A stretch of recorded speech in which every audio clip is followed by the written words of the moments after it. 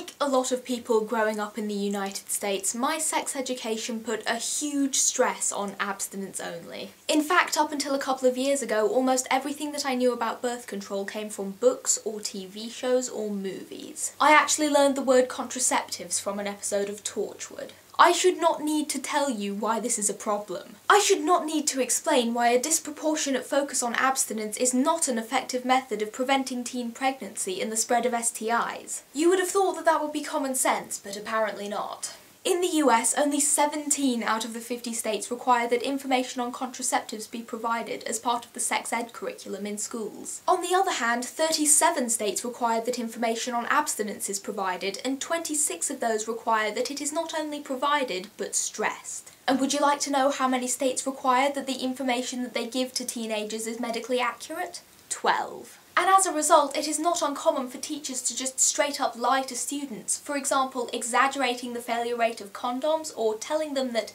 anal and oral sex can lead to pregnancy, or telling them that birth control pills can cause sterility. I've also heard of programs in which, instead of receiving comprehensive and accurate information about birth control, students are pressured into signing virginity pledges, promising that they won't have sex until marriage, because married couples never use contraceptives. And then there are the programs that push abstinence as the only possible way to avoid pregnancy and disease, which, if you think about it, isn't even entirely true. Let's take a decently sized public high school with a few hundred kids in each grade, roughly half of which are female. Statistically, more than one, many more than one of those students will be raped in their lifetime. Now imagine that those students have only received abstinence-only education. They have no knowledge of emergency contraceptives or abortion clinics, or, for male and female students, how to get themselves checked out for STIs and where to go for counselling and support. Neglecting to talk about these issues effectively denies the existence of rape, let alone its frequency in our society. And I'd like to make it clear here that my ideal sex ed curriculum would include consent. Especially in the last few weeks with the uproar over the Steubenville rape trial, there has been a lot of discussion about teaching kids exactly what consent is.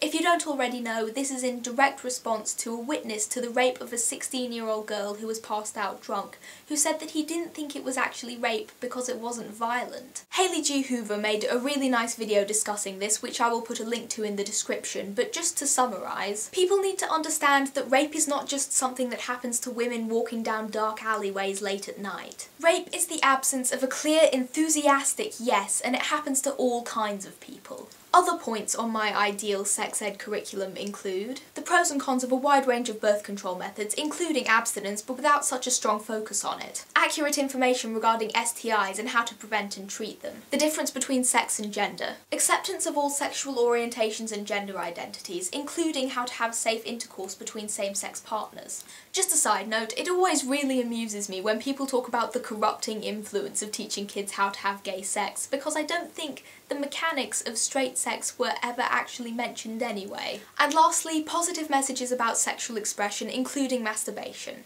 Now, I hear what you're saying. These teenagers would have to be stupid to not even be able to Google methods of contraception by the time they're ready to have sex. It's true that the internet is sometimes a fantastic resource when it comes to educating yourself about sex, and I've included some examples in the description, but the fact is that there is still a lot of incorrect information out there. I mean, that's like walking into a biology classroom and having the teacher tell you to look up how the human heart works online. In fact, no, it's like walking into a biology classroom where the teacher tells you that the heart isn't important or just denies its existence altogether, and then after class walks over to the student teacher and says, "These kids would have to be stupid to not realise how important the heart is." The fact is that schools are supposed to provide correct, comprehensive information that students can trust, and at the moment many are not doing that. Because when it comes down to it, teenagers are going to have sex, and they're never really going to stop. Anyway, as I said earlier, links to sex ed sources in the description. Otherwise, be safe, be educated, and don't forget to be awesome.